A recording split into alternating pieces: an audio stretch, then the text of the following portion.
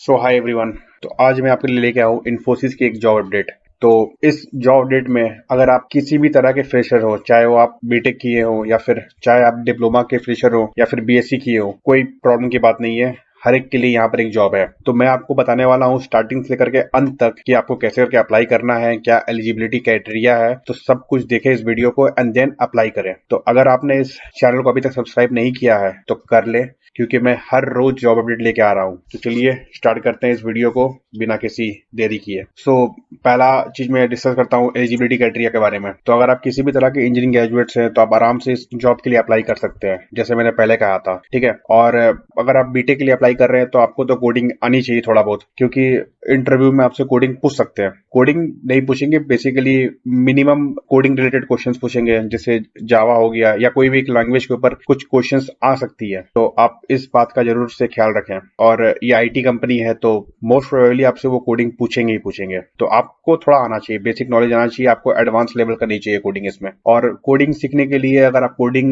आपको आता है एंड आपको कुछ ब्रशअप करना है तो दो साइट्स है, ग्लासडोर एंड दूसरी गिग्स फॉर गिग्स। इन दोनों में जाकर के आप प्रीवियस ईयर इंटरव्यू क्वेश्चंस देख लीजिए एंड उसके अकॉर्डिंग आप कोडिंग प्रिपेयर कर लीजिए। ठीक है। तो सिस्टम इंजीनियर के लिए 2019 एंड 2020 बैच ही एलिजिबल है इस जॉब पोस्ट के लिए। And for operation executive and testing executive, जो कि डिप्लोमा वालों एंड बीएससी वालों के लिए है, उनमें 19, 20 एंड 21 तीनों एलिजिबल है। ठीक है। तो चलिए अब मैं देखता हूँ सिलेक्शन प्रोसेस एंड सैलरी क्या होगी इस जॉब की। सिलेक्शन प्रोसेस बेसिकली बड़ा सिंपल है। आपको एक लिंक दिया होगा इस वीडियो के डिस्क्रिप्शन में, आप उस लिंक को क्लिक करिए एंड आप उस जॉब पेज में आप लैंड हो जाइएगा। एंड देन मैं आपको दिखाता हूँ कि क्या करना है। अप्लाई करने के कुछ दिनों के बाद आपको एक एग्जाम लिंक आएगा एंड देन उस एग्जाम में आपको सिर्फ रीजनिंग एंड एप्टीट्यूड पूछा जाएगा।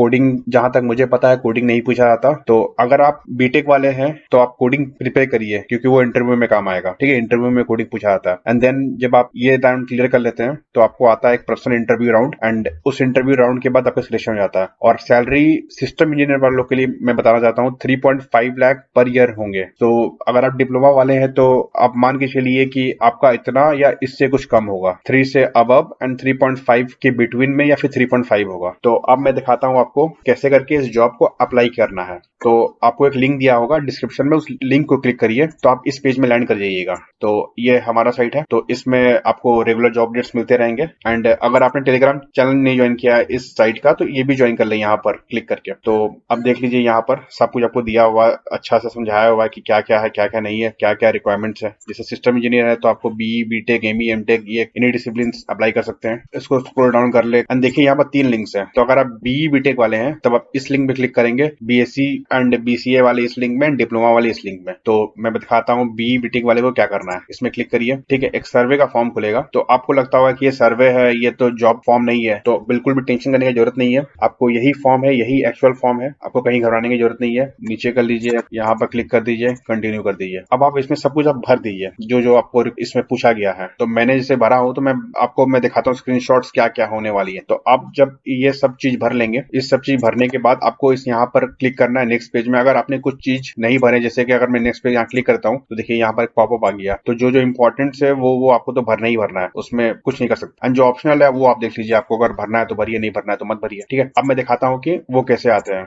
फर्स्ट पेज भर लेने के बाद आपको ये सेकंड पेज खुलेगा। ठीक है। इसमें भी आपको ये नॉर्मल सा फॉर्म मिलेगा। बहुत कुछ पूछा गया इसमें, क्लास 10, 12 फिर डिप्लोमा, फिर ग्रेजुएशन, पोस्ट ग्रेजुएशन, जितनी भी डिग्री आपने किया है एंड जितना भी नंबर आपको आया है, वाटर पासिंग ईयर्स, इंस्टीट्यूट, सब कुछ आप भर दें। एंड भरने के बाद फिर नेक्स्ट पेज में क्लिक कर दिया। नेक्स्ट पेज में क्लिक करने के बाद आपको एक और फॉर्म आएगा, उसमें आपको आई एग्री करना है एंड आई एग्री करने के बाद एक फॉर्म खुलेगा। ठीक है। इस टाइप से। एंड उसके बाद इसमें आप अपना नाम एंड प्लेस भरना है एंड भरने के बाद आपको इसमें I am not a robot में क्लिक करके सबमिट कर देना है। जहां आपने सबमिट किया तो आपको बस इस टाइप का फॉर्म आ जाएगा। ये रहा आपका प्रोसेस कंप्लीट हो चुका। ठीक है। तो इसके बाद आप वेट करिए एग्जाम लिंक का, प्रिपेयर करिए एंड अच्छे से एग्जाम दीजिए। बस यही है सिंपल प्रोसेस। एंड जब भी आप इस वीडियो को देख रहे हैं तो आप जल्दी से जल्दी जाकर के ये फॉर्म को भर दें अगर आपको जॉब के लिए अप्लाई करना है तो, क्योंकि लिंक कभी भी डिसेबल हो सकता है। एंड उस केस में अगर आप मुझे मैसेज करते हैं या फिर कमेंट सेक्शन में पूछते हैं कि लिंक इज डिसेबल्ड, तो मैं उस सीन में आप की किसी भी तरह से सहायता नहीं कर सकते। तो यही रहा सब कुछ जो है। अब अभी जाए, अभी जाकर के जॉब को भरे एंड भरने के बाद वेट करें एग्जाम के लिए। तो ये रहा आज का वीडियो टोटल।